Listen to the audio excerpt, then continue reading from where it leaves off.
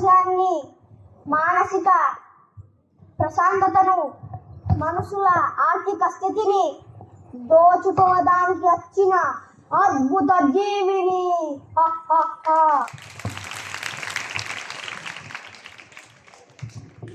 మీకు తెలుసు, నేను దోమను.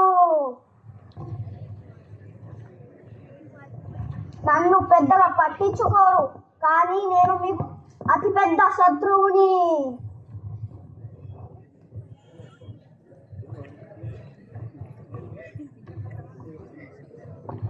ఎంతటి వారైనా సరే నా కాటుతో మంచాన పడాల్సిందే.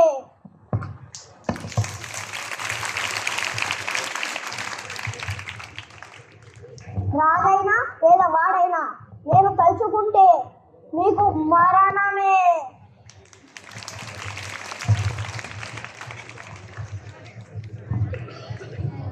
చిన్న చిన్న జాగ్రత్తలతో నన్ను ఖతం చేయవచ్చు, కానీ మీకు అంత ఓపిక లేదు.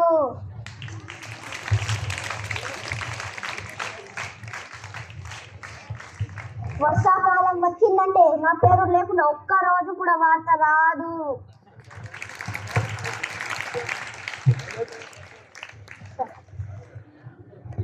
మీ నిర్లక్ష్యం వల్ల నేను అంత గొప్పవాడిని అయ్యాను. అందుకు మీకు ధన్యవాదాలు.